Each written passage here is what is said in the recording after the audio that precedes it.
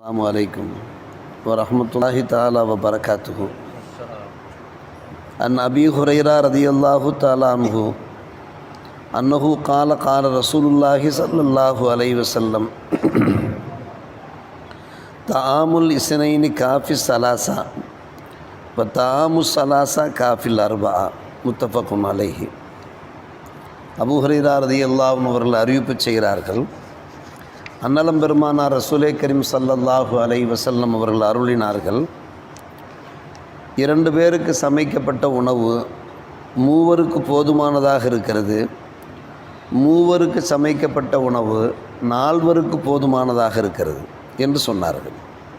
வீட்டில் இருவருக்கு உணவு சமைக்கப்பட்டிருந்தால், ஏழை ஒருவர் நமது வீடை தேடி வந்தார் என்றால் அந்த உணவிலே பரக்கத்து உண்டாகி அந்த ஏழைக்கு நாம் கொடுக்க வேண்டும். மூவருக்கு அது போதுமானதாக இருக்கிறது. மூவருக்கு நாம் வீட்டிலே சமையல் செய்திருந்தோம் என்றால் அந்த உணவிலே அல்லாஹ் பரக்கத் செய்வான். ஒரு ஏழை வந்தார் என்றால் 4ஆமவராக அந்த ஏழைக்கு நாம் கொடுக்க வேண்டும். இப்படி ஒரு பெருந்தன்மையோடு நாம் நடந்து கொள்ள வேண்டும் என்று நபிகள் நாயகம் ஸல்லல்லாஹு அலைஹி வஸல்லம் அவர்கள் இந்த ஹதீஸின் வாயிலாக நமக்கு அறிவுறுத்துகிறார்கள். ஒரு மனுஷனுடைய தன்மை எப்படி இருக்க வேண்டும் என்றால் அவனிடத்திலே பெருந்தன்மை இருக்க வேண்டும். அலி ரலியல்லாஹு அன்ஹு அவர்கள் எடுத்துரைப்பார்கள், அல் ஈசாரு அல் ஈமான், ஈமானிலே உன்னதமானது எதுவென்று கேட்டால் பிறருக்கு சில விஷயங்களை நாம் ஈந்து வழங்குவதாக இருக்கிறது, சில தியாகங்கள் செய்வதாக இருக்கிறது என்று கூறுகிறார்கள். எனவே இந்த உலகத்திலே வாழும் காலம் நம்மால் பிறருக்கு எந்தெந்த வகையிலே உதவ முடியுமோ நாம் உதவி கொண்டிருக்க வேண்டும். அது சிறிய விஷயமாக இருக்கலாம், பெரிய விஷயமாக இருக்கலாம், அது உணவாக இருக்கலாம், உடையாக இருக்கலாம், காசு பணமாக இருக்கலாம், அது வேறு ஒத்துழைப்பாக இருக்கலாம். உயர்ந்த ஈமான். 4 சீட்டிலே நாம் புகை வண்டியில் அமர்ந்தோம் என்றால், ரயில் வண்டியிலே நாம் அமர்ந்தோம் என்றால் 5ஆமவராக ஒருத்தர் வருகிறார், அவர் வயதானவராக இருக்கிறார், இயலாதவராக இருக்கிறார், நாம் அட்ஜஸ்ட் பண்ணி அவருக்கும் நாம் இருக்கை கொடுக்கலாம். அது அல் ஈமான், ஈமானிலே உயர்ந்ததாக இருக்கிறது. நமக்கான ட்ரெஸ்ஸுகள் நிறைய இருக்கிறது, நாம் நிறைய உடுப்புகள் வாங்கி வைத்திருக்கிறோம், அத்தனை ட்ரெஸ்ஸுகள் நமக்கு தேவையில்லை. நாம் என்ன செய்ய முடியும்? அதிலே ஒரு சில துணிமணிகளை எடுத்து நம்மை போன்ற ஏழை எளியவர்களுக்கு அதை எடுத்து நாம் ஈந்து கொடுப்பது அது உயர்ந்த ஈமானாக இருக்கிறது. நம்மிடத்திலே தேவை விட கூடுதலாக துணிமணிகள் இருக்கலாம், கயிறு இருக்கலாம், ஷர்ட் இருக்கலாம், மற்றதெல்லாம் இருக்கலாம். அது நீண்ட காலமாக அது அணியப்படாமலே இருந்து கொண்டிருக்கும்.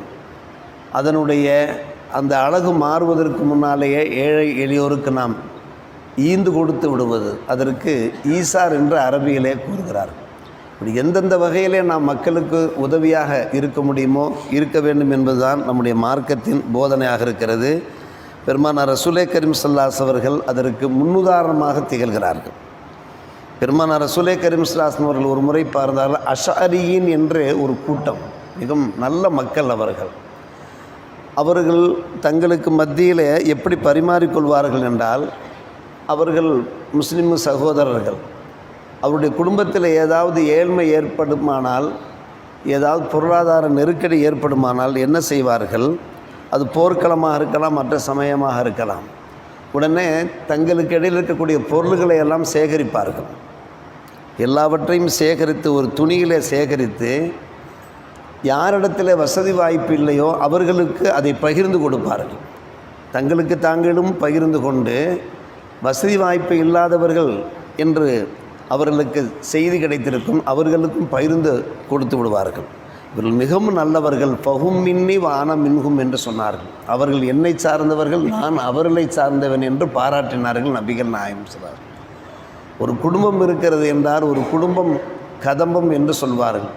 அந்த குடும்பத்தில் பல பேர் சிரமத்தில் இருக்கலாம். அந்த தகவல் நமக்கு கிடைக்கிறதா? நாம் என்ன செய்ய வேண்டும் என்று கேட்டால், நம்மிடத்தில் நமக்கிடையிலே ஒரு வசூல் போட வேண்டும், அது உணவுகளை சேகரிக்க வேண்டும். நம்மில் யார் இயலாமல் இருக்கிறார்களோ, வறுமையிலே, ஏழ்மையிலே, பசியிலே, பட்டினியிலே இருக்கிறார்களோ, நாம் அந்த பணத்தை சேகரித்து அந்த உணவுப் பொருட்களை சேகரித்து நாம் அவர்களுக்கு அனுப்ப வேண்டும். அஷரீன்கள் அப்படித்தான் செய்தார்கள், நீங்களும் அப்படி செய்யுங்கள் என்று பெருமானார் ரசூலே கரீம் ஸல்லல்லாஹு அலைஹி அவர்கள் அவர்களை உதாரணம் காட்டி நமக்கு அறிவுறுத்தி கொண்டிருக்கிறார். சத்திய சஹாபிகள் இருக்கிறார்களே, அவர்கள் சிறந்த முன்மாதிரிகள். நாம் பலமுறை கேள்விப்பட்ட ஒரு விஷயம்தான். அபூ ஹுரைரா ரலியல்லாஹு அன்ஹு அவர்கள் அறிவிப்பு செய்கிறார்கள், ஒரு மனிதர் பெருமானார் ரசூலே கரீம் ஸல்லல்லாஹு அலைஹி வஸல்லம் இடத்தில் வந்து, இன்னி மஜ்ஹூதம், எனக்கு பசியாக இருக்கிறது, பெரும் மஷக்கத்தில் சிரமத்தில் நான் இருந்து கொண்டிருக்கிறேன், எனக்கு ஏதாவது உதவுங்கள் என்று கேட்டபோது உடனே நபிகள் நாயகம் ஸல்லல்லாஹு அலைஹி அவர்கள் தம்முடைய மனைவிமார்களில் ஒரு துணைவி இடத்தில் அனுப்பி வீட்டில் என்ன இருக்கிறது என்று கேட்க சொன்னார்கள்.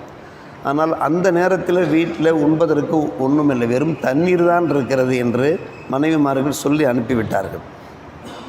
பெருமானார் ரசூலே கரீம் ஸல்லல்லாஹு அலைஹி அவர்கள் நண்பர்களிடத்தில் கேட்டார்கள், மை யுதீஃபு ஹாதல் லைலா, இந்த இரவிலே இவருக்கு உணவு வேண்டும், இவருக்கு உணவளிப்பவர் யார், இவருக்கு விருந்தோம்பல் பண்ணுபவர் யார் என்று கேட்கிறார்கள்.